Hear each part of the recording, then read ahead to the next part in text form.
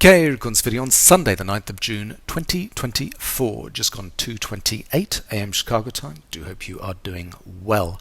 So it's the weekend, time for another weekend futures market recap. We'll go through 15 of the largest futures markets and I'll show you what I'm seeing on my charts.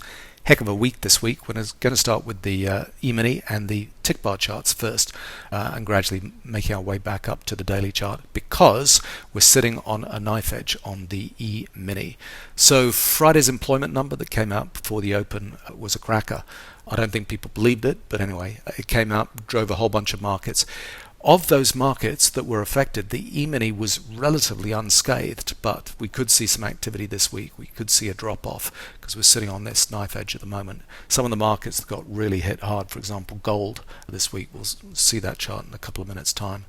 But this is this week's activity. The beginning of the week is marked by solid yellow vertical line, end of the week here. Last week was marked by this exhaustion sell bullish divergence on Friday's pattern, and then we ramped into the close on Friday.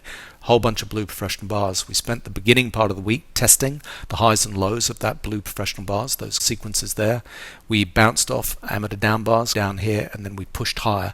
The background turned red, means a confirmed uptrend in terms of price and volume, and then we got our release of the employment numbers on Friday and we got a Rambo to Rambo channel.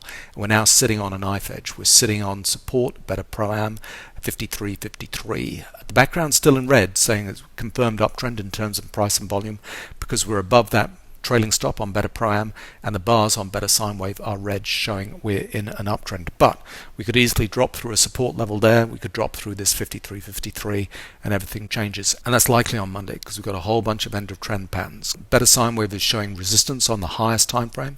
We've got a pullback to end of trend on the intermediate time frame and a pullback to end of trend on the lowest time frame, all together there. So that's a lot of resistance. I know we've not seen many blue professional bars this week. We saw them at the end of last week and beginning of this week. That was the last time we saw blue professional bars. That was closed on the Wednesday, and we could easily drop off to find support on better sine wave in the next place that the blue professional bars come in.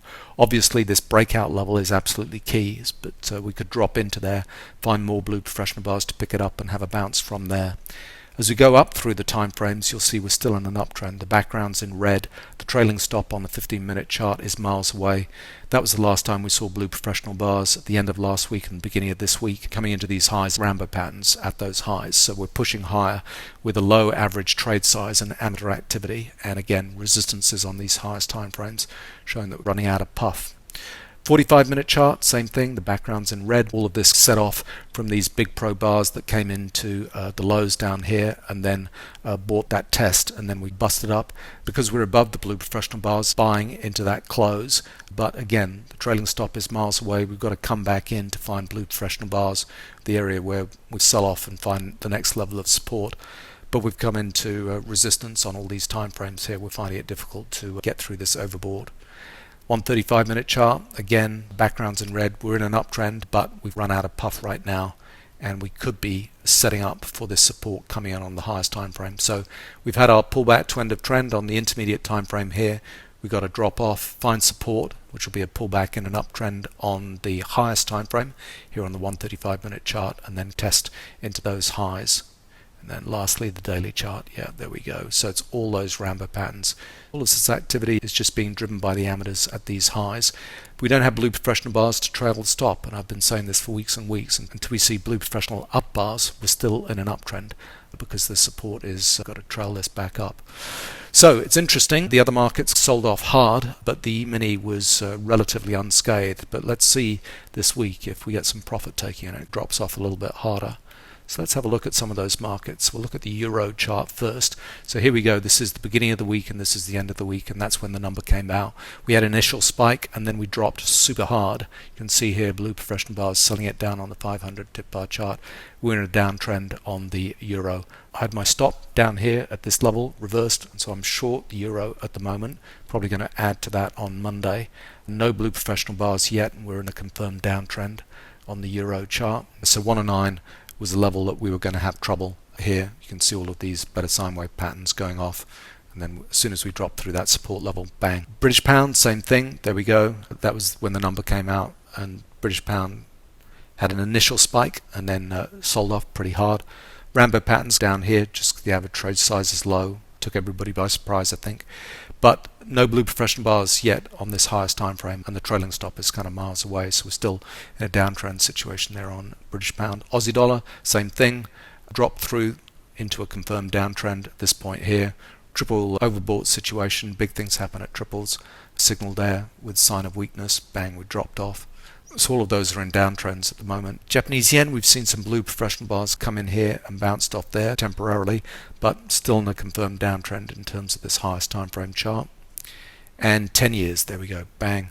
It was looking weak coming into those highs. We had confirmed downtrend with the background in grey, and then as soon as the number came out, we had an initial spike, and then it dropped super hard. And then gold, ooh, this was nasty. 24.10 up here at the highs, Rambo patterns into the highs, blue professional bars come in, and then big pro bars sell it down here. So that was a nasty move, 100 points on gold in a day, and still in a downtrend, backgrounds in grey.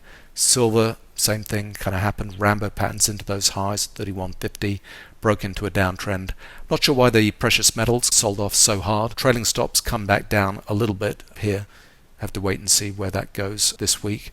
And Bitcoin sold off, but it's not turned into a confirmed downtrend yet, because the bars on better sine wave are still red, showing we're in an uptrend here. We need to break some of these supports before that'll turn around into a confirmed downtrend. So Bitcoin didn't do too badly compared to the precious metals.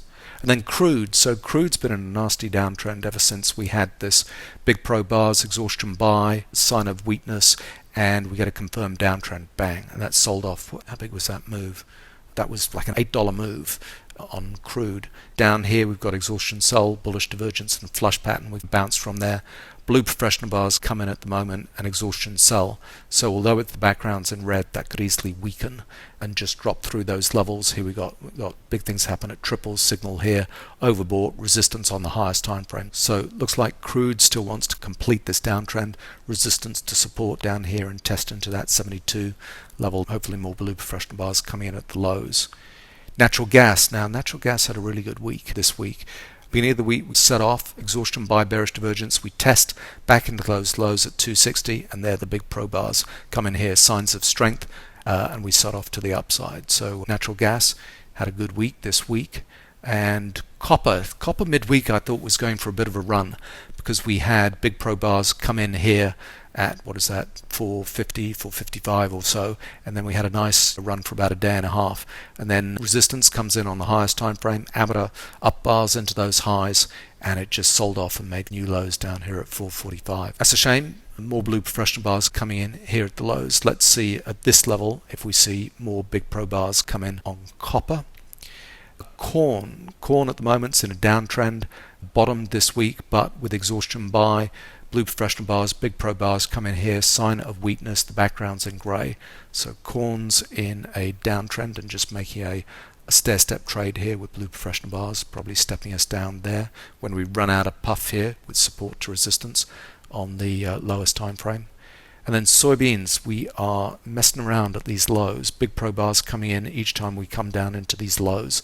So we're just working out this energy on better sine wave on the highest time frame here, resistance to support. So that's looking interesting for setting up this week on soybeans. And wheat, same thing, downtrend this week, but big pro bars coming in at the end of the week, bullish divergence down here. We've run pullback to end of trend on the intermediate time frame at this point here. So let's see if the ags start to strengthen from there. So there we go, bit of a rip around the charts. Emini is sitting on a knife edge, which looks like it's going to just give way first thing Sunday into Monday. Maybe that's everybody over the weekend considering their positions and saying that's enough for me for the time being. We'll see where this goes next. Anyway, I hope your trading is going well and looking forward to this week's trade.